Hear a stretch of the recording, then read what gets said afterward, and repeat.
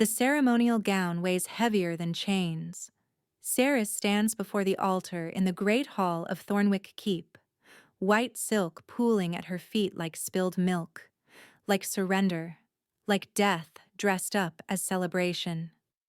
300 wolves fill the torchlit chamber, their eyes gleaming in the firelight as they wait for the binding ritual to begin. Her hands won't stop trembling. Across from her, Vorn grins with teeth too sharp and eyes too hungry. The alpha of the Ashbourne pack is twice her age, with a face carved from cruelty and hands that have already left bruises on her arms from their brief encounters. He's been promised an Omega bride to seal the alliance between packs, and Ceres is that promise, a gift wrapped in white, a sacrifice dressed as a wedding. The elder raises his ceremonial blade, moonstone glinting at its hilt. By the ancient rites we bind these wolves in eternal union. Let the blood seal what words declare. Ceres's wolf howls inside her chest, clawing, desperate. Run, run, run. The elder reaches for her wrist. She bolts. The white gown tears as she rips away from the altar, her bare feet slapping against cold stone as she races toward the massive oak doors. Behind her, gasps erupt like thunder. Vorn's roar of fury shakes dust from the rafters. Seize her! Guards lunge from the shadows. Ceres dodges one, spins past another, her heart hammering against her ribs so hard she can barely breathe. The doors are 20 feet away. 15. 10. Freedom is so close she can taste it. Then the doors explode inward. The force of it sends her stumbling backward, her torn gown tangling around her legs. A figure fills the doorway, backlit by moonlight, so massive and radiating such overwhelming power that her wolf drops flat in instant submission. Every torch in the hall gutters as if the flames themselves are bowing. Ceres freezes. The guards freeze. Even Vorn, mid-stride with murder in his eyes, goes perfectly still. The figure steps forward into the light, and Ceres's breath dies in her throat. She's never seen him before, but she knows him instantly. Everyone knows him. His face is carved from shadow and sharp angles, dark hair swept back from a brow that speaks of crowns and conquest. His eyes burn amber, ancient and terrible, scanning the chaos of the hall before landing on her with the weight of a killing blow. The Alpha King, Kaelin Ravencrest, ruler of the Northern Dominion, conqueror of 12 territories, the wolf who built an empire on the bones of those who defied him. His gaze travels slowly down her body, taking in the torn white gown, her heaving chest, her bare feet planted mid-flight. When his eyes return to hers, something dangerous flickers in their depths. "Where do you think you're going in white?" His voice is a low growl that reverberates through her bones. The entire hall holds its breath. Ceres opens her mouth, but no sound comes out. Her wolf is whimpering, pressing low, caught between the desperate urge to flee and the primal command to submit to the most powerful alpha she's ever encountered. Vorn recovers first, striding forward with a forced smile. "Alpha King, an unexpected honor. As you can see, we're in the middle of a binding ceremony. My bride simply has pre-ritual nerves." The Alpha King doesn't look at him. His burning gaze remains locked on Ceres, reading something in her face that makes his jaw tighten. "Your bride," he repeats softly, "is running from your altar in a torn dress with terror in her eyes." His head tilts slightly. Strange nerves indeed. "A misunderstanding," Vorn insists, reaching for Ceres's arm. "Come, Omega, we'll finish what we... touch her." The Alpha King's voice drops to something subterranean, something that makes the torches flicker and the wolves in the hall bare their throats. "And you'll lose the hand." Vorn's fingers stop an inch from Ceres's skin. In the ringing silence, Ceres meets the Alpha King's eyes for a single heartbeat before remembering herself and dropping her gaze to the floor. Her pulse raced wildly. What does he want? Why did he stop this? She doesn't know. But for the first time since she was dragged to Thornwick Keep in chains, something other than despair flickers in her chest. 6 days earlier. The cage smells of rust and hopelessness. Ceres presses her forehead against the cold iron bars, watching the forest blur past as the prison wagon rattles down the mountain road. Somewhere behind her, other captives whimper quietly, their wolves broken by weeks of starvation and brutality. She should be broken too. Her pack is gone. The Silverbrook wolves, with their gentle ways and healing traditions, slaughtered in a single night by raiders who wanted their territory and didn't care about the lives standing in the way. Ceres had hidden in the root cellar while her mother's screams echoed above, while the scent of blood seeped through the floorboards, while everything she loved burned to ash. They found her 3 days later, half dead from grief and hunger. The raiders laughed when they pulled her from the cellar. A healer Omega, skinny and plain, worth almost nothing on the slave market. But then Vorn came. The Alpha of Ashbourne wasn't looking for a slave. He was looking for a political tool, an Omega from a neutral pack, to cement his alliance with the Eastern Territories. Ceres's bloodline was old enough to satisfy the traditionalists, and her healing abilities made her valuable breeding stock. Breeding stock. The words still make her stomach turn. Omega. The guard's voice is sharp. We're approaching Thornwick. Make yourself presentable. Presentable. As if she isn't covered in dirt and bruises, her hair matted, her dress torn. As if she's a guest rather than a prisoner. She doesn't respond. There's no point. Thornwick Keep rises from the mountains like a clenched fist, all black stone and sharp edges. Vorn's seat of power. Her prison for the rest of her shortened life, because she knows with bone-deep certainty that she won't survive long as his mate. His reputation precedes him, whispered stories of previous wives who died from accidents, of servants who disappeared for displeasing him, of an entire pack ruled through fear. The cage door opens with a screech. Welcome home, bride. Vorn's voice slithers through the opening, and Ceres forces herself not to flinch as he grabs her arm and yanks her out. His grip is bruising, deliberate. You'll learn to smile when you see me, one way or another. The next 6 days blur together. She's scrubbed raw by silent servants, dressed in increasingly fine clothes, and paraded before Vorn's allies like a prize mare. Her healing abilities are tested and measured, her bloodline verified by dusty scholars, her fertility assessed by cold-eyed physicians. Through it all, Ceres retreats deep inside herself, building walls around her heart, preparing for the inevitable end. Then comes the wedding day. And then comes him. Now, standing in the great hall with the Alpha King's presence filling every corner, Ceres realizes the ceremony has ground to a complete halt. Wolves whisper frantically behind their hands. Vorn's face cycles through emotions, settling on something oily and political. Alpha King, he says smoothly, surely you didn't travel 3 days to interrupt a simple binding ritual. What brings you to my territory? Your territory exists because I allow it. The Alpha King still hasn't looked away from Ceres. I came for the alliance negotiations, but I find myself curious about this ceremony. There's nothing to be curious about.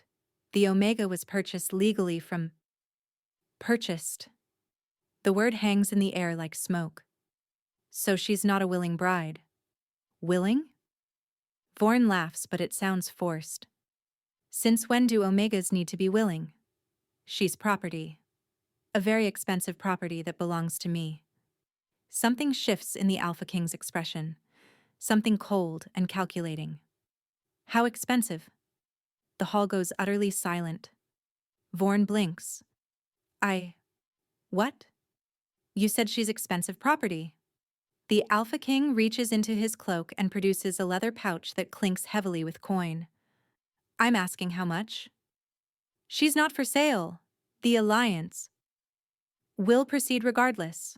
I'll personally guarantee it. The Alpha King tosses the pouch at Vorn's feet. 500 gold. That's 10 times what you paid for her? Saris's knees nearly buckle. 500 gold? For her? Vorn's face purples with rage, but she can see the calculation in his eyes. 500 gold is a fortune. More than enough to buy 10 Omegas, to fund a small army, to expand his territory. 700, he says finally, his voice tight. Done. The word falls like a headsman's axe. Final. Absolute. Vorn stares at the Alpha King, then at Saris, then back again. Why? He demands. Why would you pay a king's ransom for a worthless Omega? The Alpha King doesn't answer. Instead, he turns to the massive warrior who entered behind him, a scarred giant with eyes like winter ice. Brannock, take her to my convoy. See that she's fed and given clean clothes. The warrior nods and approaches Saris with surprising gentleness. Come with me, girl. Wait. Saris finds her voice, cracked and rusty from disuse. My lord, I don't understand. Why would you? You don't speak to the Alpha King unless addressed. Brannock's voice is quiet but firm. Rule 1. Remember it.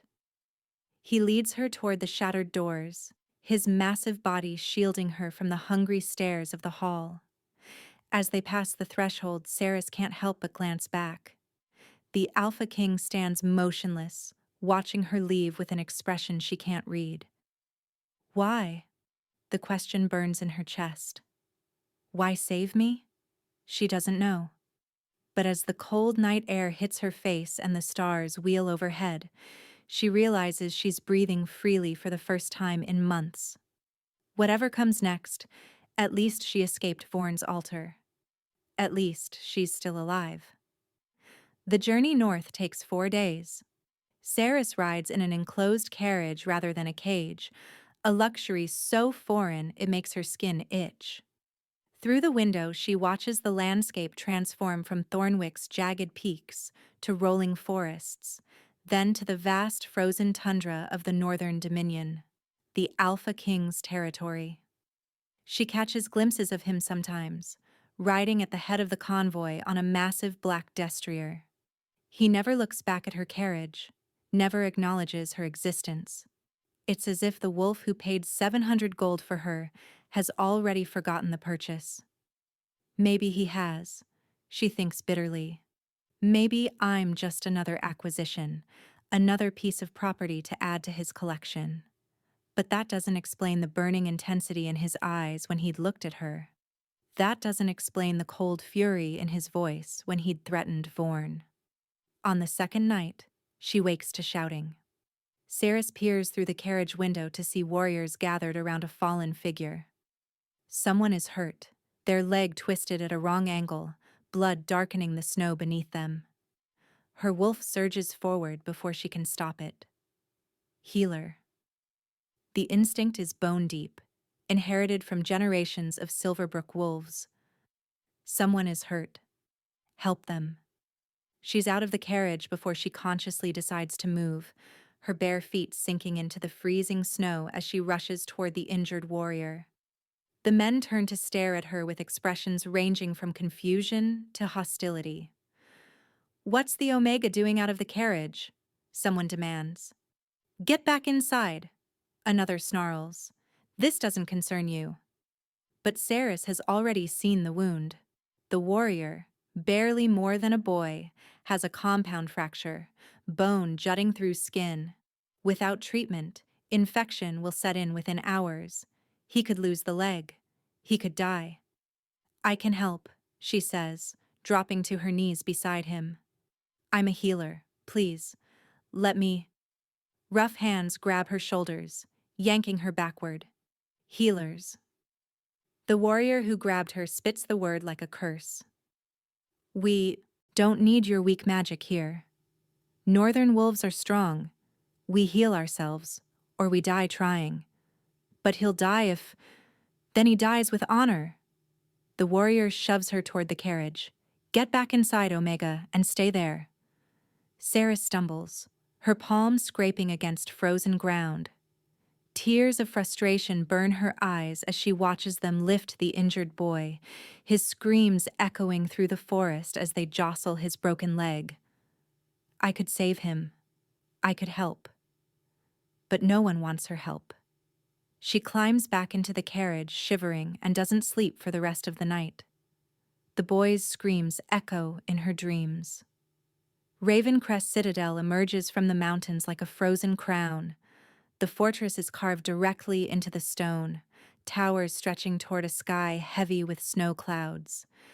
Everything is black and white and gray, sharp edges and harsh angles, a kingdom built to survive the brutal northern winters.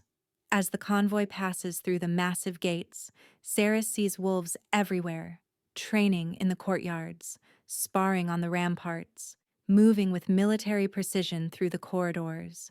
Even the children carry wooden swords, their small faces set in fierce scowls. No one smiles. No one laughs. What kind of place is this? The carriage stops before the main keep, and Brannock opens the door with his usual stoic expression. Follow me. You'll be assigned quarters in the servants' wing. Servants' wing? Saris follows him into the shadowed corridors. I don't understand. The Alpha King paid 700 gold for me. If I'm not a servant, then what am I? Brannock doesn't answer immediately. They climb spiral stairs, pass through echoing halls, and descend into the depths of the Citadel. Finally, he stops before a small but clean chamber with a narrow bed and a tiny window. You're whatever the Alpha King decides you are, he says. Until then, you're fed, sheltered, and safe. That's more than most can say. But why? Why would he? Rule 1, Brannock interrupts firmly. Don't ask questions about the Alpha King's motives. Rule 2, don't look him in the eyes. Rule 3, don't speak to him unless spoken to. Break these rules, and even I can't protect you from the consequences. He turns to leave, then pauses. The boy from last night. Fenwick. His voice softens slightly. He died an hour ago. Fever took him. Saris's heart cracks. I could have saved him. Maybe.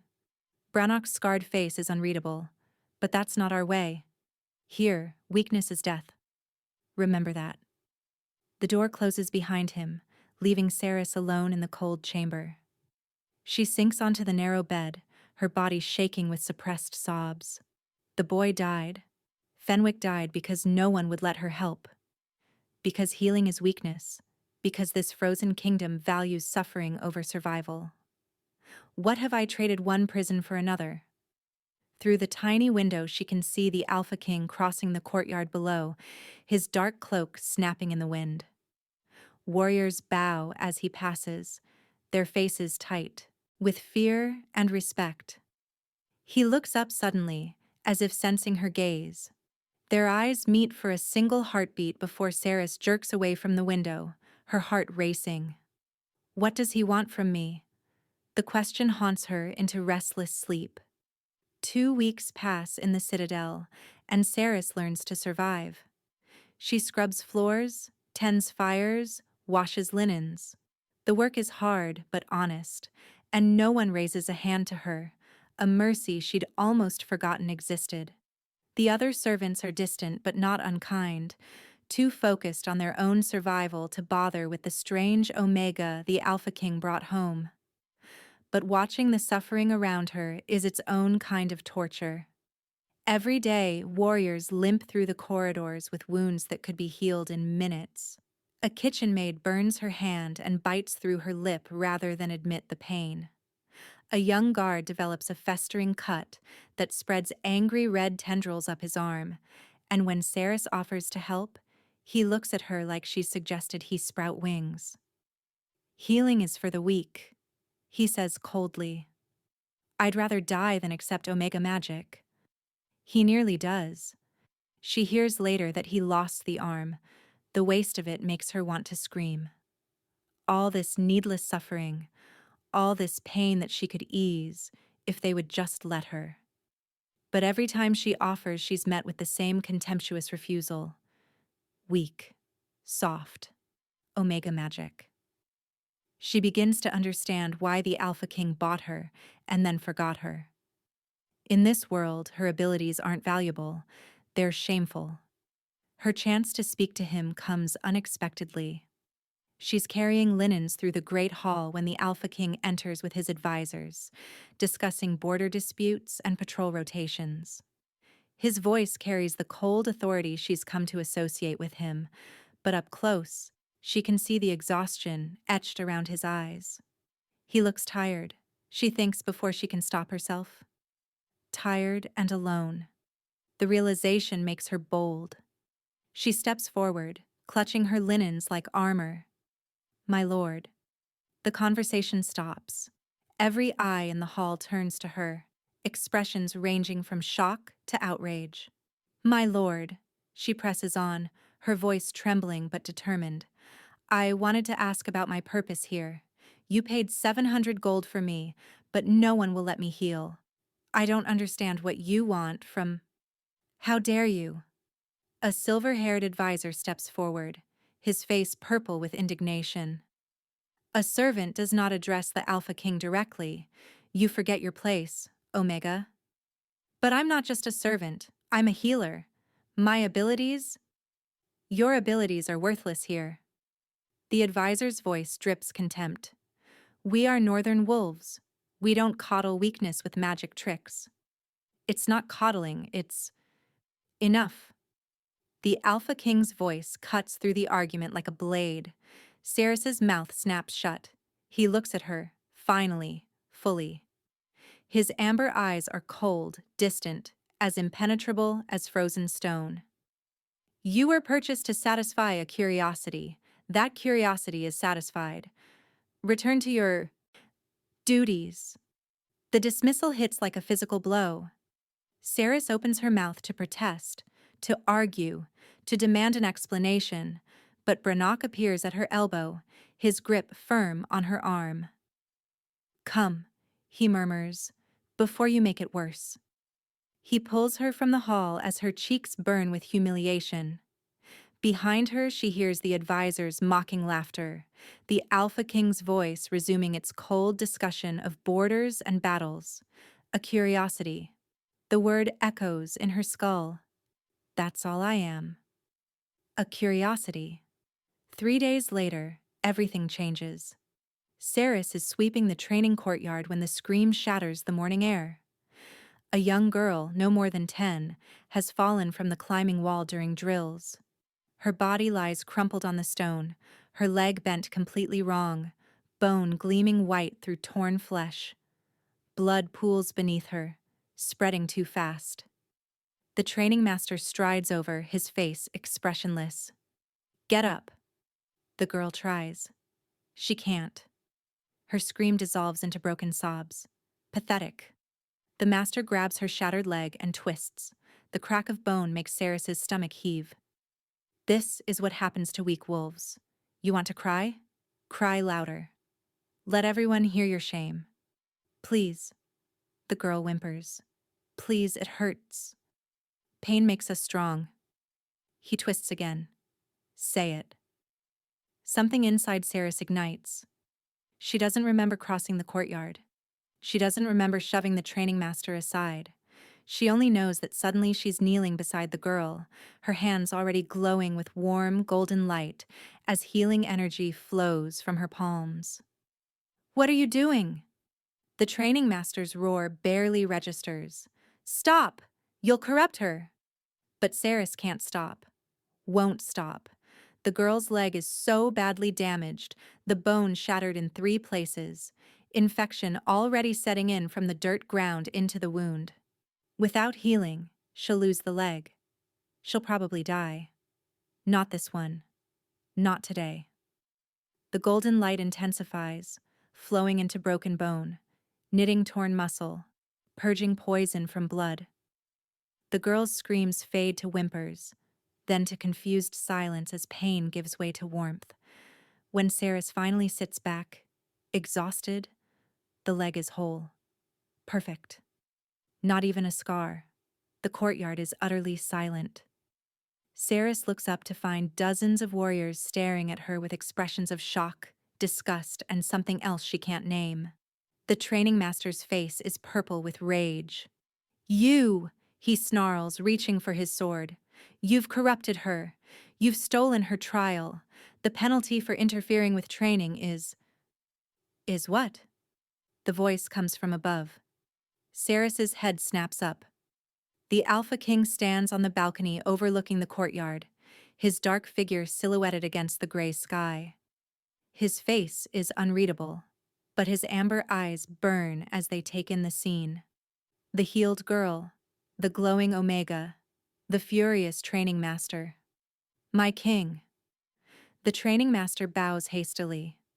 This Omega interfered with sacred training. She used her magic to heal the girl before she could prove her strength through suffering. The ancient law demands. The girl is healed? Yes, but then she can resume training immediately. The Alpha King's voice carries no emotion. An injured wolf serves no purpose. A healthy wolf can fight. The training master gapes. "My king, our traditions, are mine to interpret."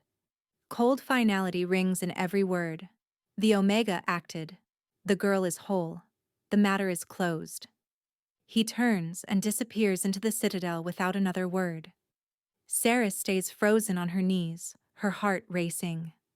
Around her, warriors mutter and stare, but no one moves to punish her. The training master's hands clench and unclench, but he doesn't reach for his sword again. Then she catches movement on the balcony. The Alpha King has paused just inside the doorway, looking back at her over his shoulder. Their eyes meet for one electric heartbeat, and in that moment, she sees something that makes her breath catch. He's not angry. He's proud. The realization crashes through her like a wave. He wanted her to heal the girl. He wanted to see what she could do. Wanted proof that her abilities were real. That's why he bought her. That's why he's kept her here. He was waiting for this moment. Before she can process what that means, a shadow falls over her. Omega. The voice is honey-sweet and poison-sharp. Saris looks up to find a tall man with silver hair and pale eyes studying her with undisguised hatred. His resemblance to the Alpha King is striking, but where the king's face holds cold control, this man's features twist with barely contained malice. That was quite a display. His smile doesn't reach his eyes. "Allow me to introduce myself. I am Mordrek, the king's uncle and chief advisor. I've been curious about you." Saris rises slowly, her instincts screaming warnings. "My lord." "You have a dangerous gift, little Omega." He leans closer, his voice dropping to a whisper meant only for her. "Healing makes wolves soft. Softness destroys kingdoms. My nephew may indulge his curiosity, but I have no such weakness." His pale eyes bore into hers. "Watch your step in this citadel. Accidents happen to careless servants. Frequently." He straightens and strides away, leaving Saris trembling in the courtyard. Above her, clouds gather over the frozen mountains. A storm is coming. The summons comes at midnight. Saris jolts awake to find Brannock standing in her doorway, his scarred face illuminated by a single candle. "The Alpha King wants to see you. Now." Her pulse thundered in her ears as she follows him through the sleeping citadel. The corridors are empty, torch sconces casting dancing shadows on ancient stone. Every step echoes like a drumbeat counting down to some unknown fate. "He's going to punish me," she thinks. The training master complained. Mordrek convinced him I'm a threat. But when Brannock stops before a set of ornate double doors and knocks twice, the voice that calls, "Enter," holds no anger. The Alpha King's private chambers steal her breath. A fire roars in a hearth large enough to roast a stag, casting warm light across rich tapestries and thick fur rugs. The room is unexpectedly comfortable, a sanctuary hidden within the fortress's harsh exterior. And standing before the flames, his back to her, is Kalen Ravencrest. He's shed his formal armor for simple dark clothing that somehow makes him more intimidating, not less. The firelight traces the broad line of his shoulders, the powerful column of his neck. "Leave us," he says without turning. Brannock bows and retreats, the doors closing with a soft click. They're alone. Saris keeps her eyes fixed on the floor, hyper-aware of every breath, every heartbeat. The silence stretches until she can't bear it. "My lord, if this is about the training yard, You saved her life." The words stop her cold. She risks a glance upward and finds him watching her, his amber eyes reflecting the firelight like molten gold. "The girl," he continues, "Lysara. The physician examined her afterward. The bone was shattered in 3 places. Without your healing, she would have died within hours." He pauses. "You knew that?" "Yes, my lord." "And you acted anyway, despite knowing our traditions forbid it." Saris lifts her chin, something defiant sparking in her chest. "I couldn't watch her die. Not when I could help. Even though it could have meant your death?" Even then. Something shifts in his expression. The cold mask cracks, revealing a glimpse of the man beneath. Tired, conflicted, carrying burdens she can only imagine. "Sit," he says, gesturing to a chair by the fire. "Please." The courtesy startles her more than a command would have. She sits carefully, her torn servant's dress suddenly feeling inadequate in these fine surroundings. The Alpha King takes the chair across from her, close enough that she can see the faint scars on his hands, the silver threading through his dark hair at the temples. Up close, he looks younger than she expected, and older, as if he's lived several lifetimes in one. "I owe you an explanation," he says quietly, "for why I bought you, for why I've kept you here." "My lord." "Kalen."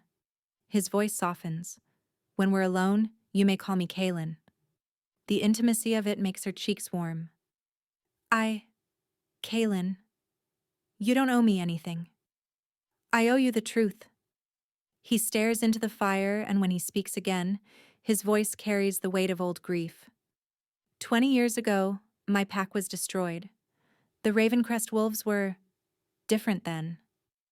We believed in compassion, in mercy, in healing the wounded rather than letting them suffer. My mother was a healer, like you." Saris's breath catches. "What happened?" "We were attacked by wolves who saw our kindness as weakness." His jaw tightens. "They slaughtered everyone. My parents, my siblings, the elders who taught me to read, the children I played with in the snow. I was 12 years old, hiding in a cellar while my world burned." The parallel to her own story strikes like lightning. The cellar, the screams, the smell of blood. "My uncle found me," Kalen continues, "Mordrek and a handful of survivors. They saved my life, raised me, and taught me that the only way to prevent another massacre was to become stronger than our enemies, to purge all weakness, all softness, all mercy." "And healing," Saris whispers, "healing became weakness. The greatest weakness of all." His eyes meet hers, burning with something raw and painful. "For 20 years, I've believed that. I've built this kingdom on that belief. Wolves who can't heal themselves don't deserve to survive. But you bought me anyway. I bought you because—" He stops, struggling for words. When I saw you running from that altar, something in me recognized something in you. The same desperation, the same refusal to accept a fate you didn't choose. His hand reaches toward her, then pulls back. I told myself it was curiosity, but watching you heal that girl today, watching you risk everything to save a life, I think I bought you because part of me has always known our way is wrong. The confession hangs in the air between them, fragile and precious. You could change it, Sarah says softly. You're the Alpha King. You could. I could tear this kingdom apart. His voice hardens. Mordred has supporters everywhere. Half my advisors believe suffering is sacred. If I suddenly embrace healing, they'll see it as weakness. They'll challenge my rule, and the chaos that follows will kill more wolves than any tradition. So what do? The word we slips out before she can stop it. Kaylin's eyes flare with something she can't name. For now, we compromise. He leans forward, his presence overwhelming. You may heal in emergencies only, when a life hangs in the balance and natural recovery would mean death. That gives me grounds to defend you without appearing soft. And the rest of the time? The rest of the time you survive. His hand finally reaches hers, his fingers warm and calloused against her skin. My uncle is dangerous, Saris. He sees you as a threat to everything he's built. Promise me you'll stay away from him. The touch sends electricity sparking up her arm. I promise. Good. He withdraws his hand, and she immediately misses its warmth. Now go. Rest. I leave at dawn for the eastern border. Raiders have been testing our defenses. I may be gone several weeks. Saris rises, her mind spinning with everything she's learned. At the door, she pauses. Kaylin?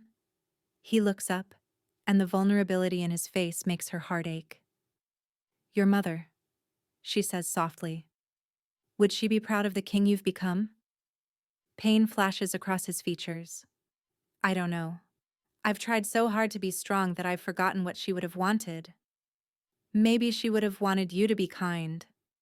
She slips through the door before he can respond, her heart pounding with feelings she doesn't dare name.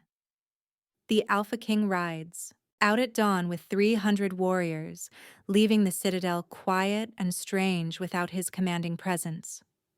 In his absence, something unexpected begins. It starts small. A kitchen maid approaches Saris with a burned palm, tears streaming down her face. Please, she whispers, the cook will dismiss me if I can't work. I have children, please. Saris heals her without hesitation. Word spreads through the servants' quarters like wildfire. The Omega will help. The Omega can heal. They come in secret, one by one. A stable hand with a kicked rib. A seamstress with hands cramped from endless needlework. A guard's young daughter burning with fever. Each healing is a risk. Each one could mean her death if Mordred discovers it. But Saris can't turn them away. She won't.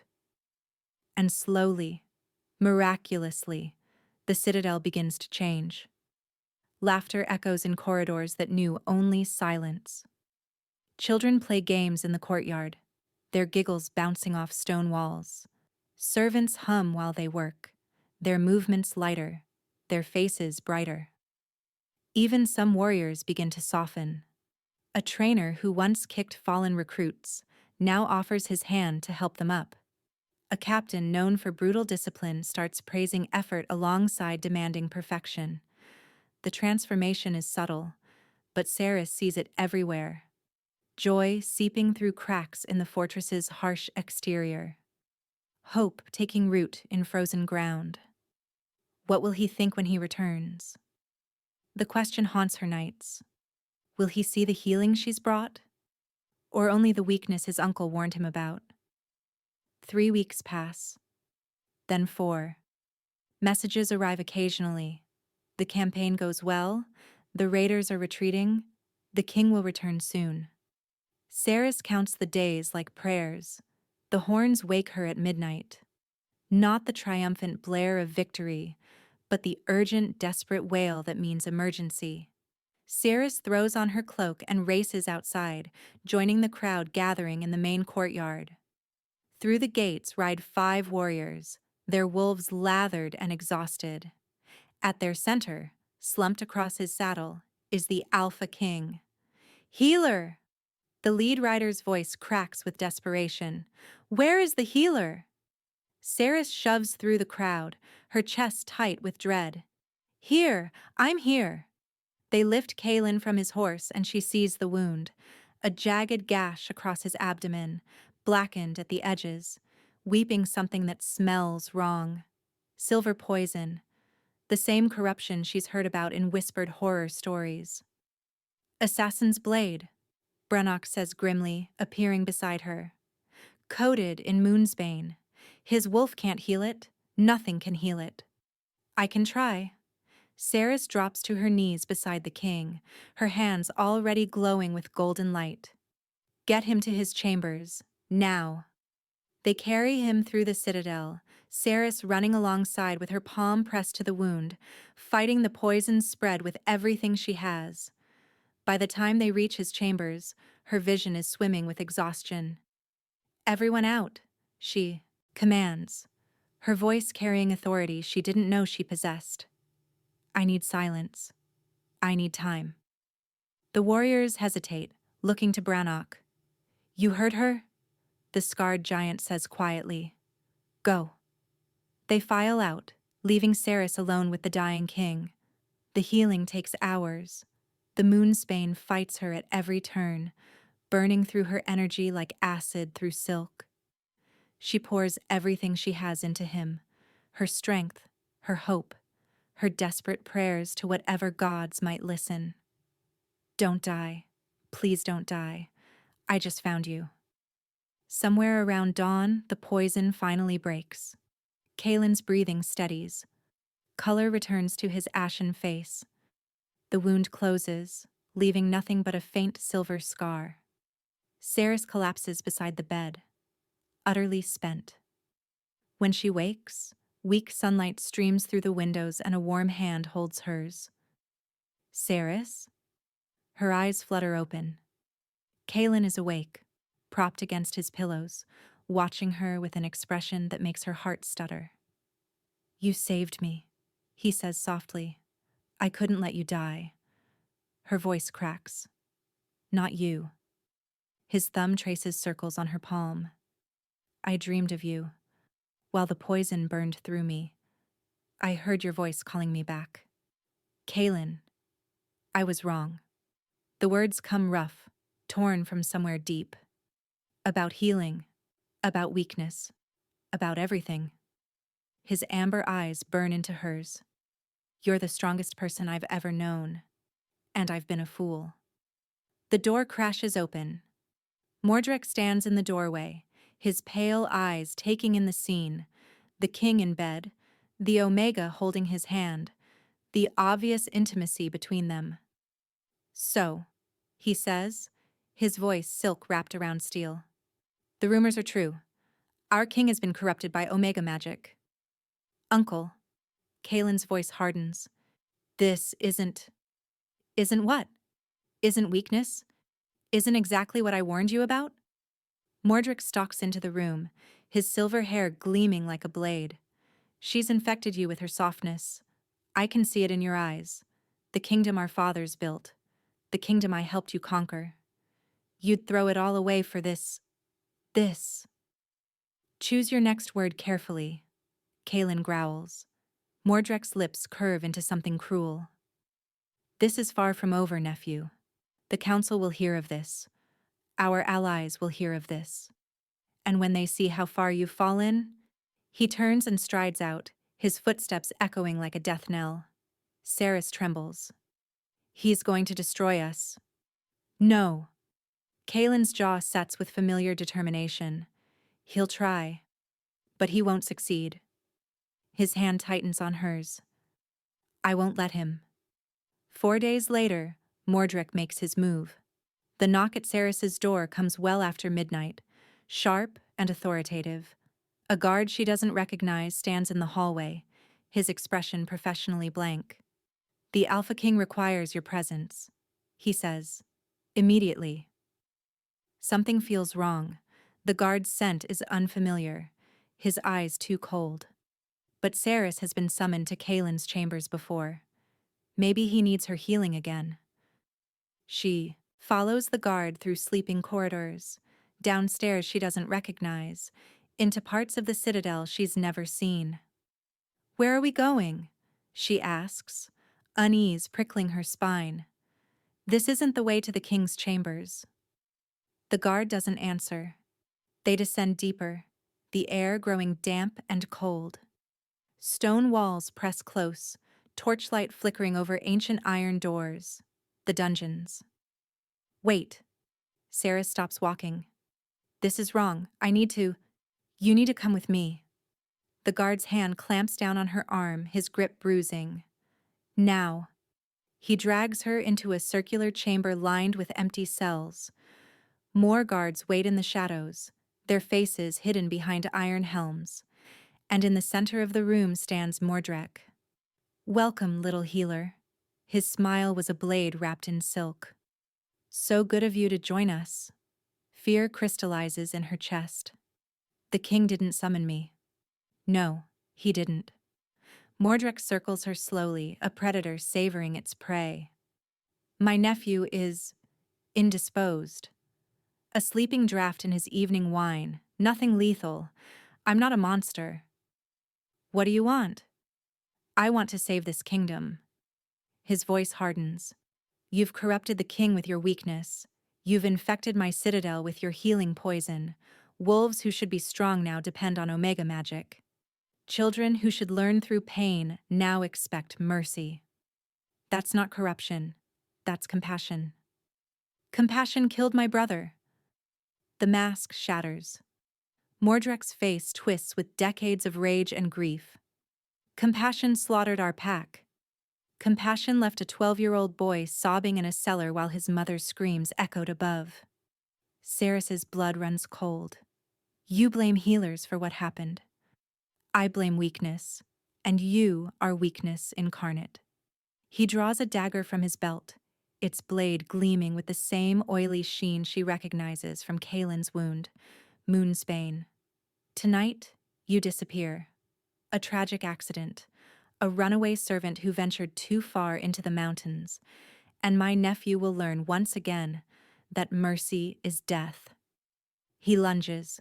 Saris screams, throwing herself sideways. The blade misses her throat by inches. Hold her! Mordrek snarls.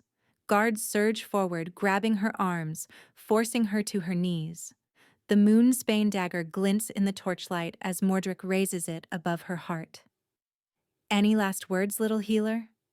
Saris closes her eyes and thinks of amber eyes reflecting firelight, of a warm hand holding hers through the longest night, of a king who dared to believe that kindness might be strength. I'm sorry, Kaelin. I'm sorry I couldn't. In the corridor above, a loyal servant who'd witnessed Saris being led toward the dungeons had already raced to Brannock with trembling words of warning. The scarred warrior hadn't hesitated. He'd forced a purging tonic down his king's throat and dragged him to consciousness with news that turned Kaelin's blood to fire. The iron doors burst from their hinges. Kaelin tears through the entrance like divine wrath made flesh. His eyes blaze molten amber, his partially shifted form rippling with barely contained power. Behind him, Brannock and a dozen loyal warriors flood the chamber, their swords already drawn. Let her go. Each word drips with the promise of violence. Mordrek's guards hesitate, exchanging uncertain glances. This wasn't the plan.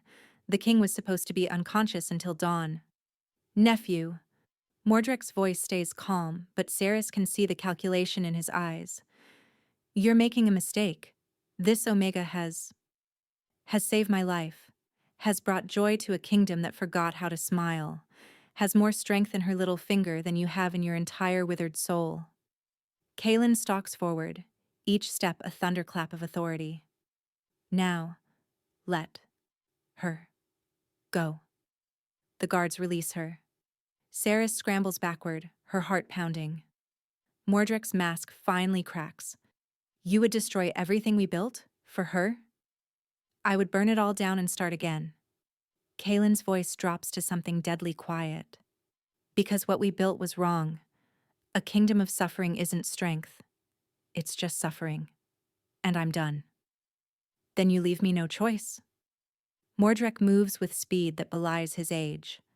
The moonsbane dagger arcs toward Kalen's throat. But the king is faster, catching his uncle's wrist and twisting until the blade clatters against stone. What follows is brutal and brief. Mordrek's guards engage Brannock's warriors, steel clashing against steel in the torchlit chamber. Kalen and his uncle grapple like wolves, their struggle primal and vicious. They crash against walls, overturn tables, leave cracks in the ancient stone floor. But Mordrek has one more weapon. Saris sees the second blade too late, a slim stiletto hidden in his boot, coated with the same deadly poison. It slides between Kalen's ribs with surgical precision, finding the gap in his defenses like a whisper of death. No! The scream tears from her throat. Kalen staggers. Blood blooms across his shirt, dark and wrong. But instead of falling, he looks at his uncle with something almost like pity. You could have been different, he says softly. You could have healed instead of hurt. His claws extend with a sound like tearing silk. One strike, clean, final. Mordrek crumples, his pale eyes wide with shock, his heart pierced by the nephew he raised from childhood. Then Kalen collapses. No, no, no. Saris catches him before he hits the ground, her hands already glowing with desperate golden light. The poison spreads faster this time, his body still weakened from the previous healing. His skin turns gray, his breathing shallow, his heartbeat stuttering beneath her palms. Stay with me, she begs, pouring everything into him. Kalen, please, stay with me. His eyes flutter open, unfocused. Saris, I'm here, I'm not leaving, but you have to fight. Tired. His voice is barely a whisper. So tired of fighting. Then don't fight. Tears stream down her face. Just hold on to me. She gives him everything, not just her healing energy, but something deeper. Her hope, her joy, her love. The feelings she's been afraid to name flow from her heart into his. Golden light blazing so bright the entire chamber fills with warmth. Come back to me, please. I love you. Come back. The poison breaks. Kalen gasps, his back arching as life floods back into his body. Color returns to his face. His heartbeat steadies, strong and sure beneath her palms. When his eyes open again, they're clear, present, alive. You saved me, he breathes. Again. I'll save you as many times as it takes. She's crying and laughing at the same time.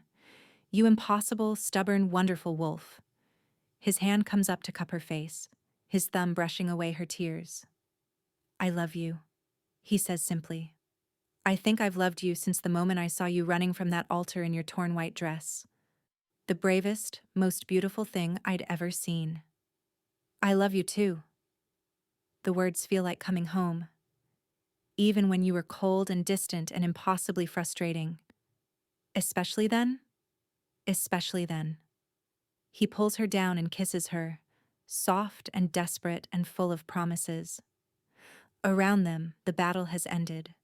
Brannock stands guard over Mordrek's body while loyal warriors secure the chamber. But none of it matters.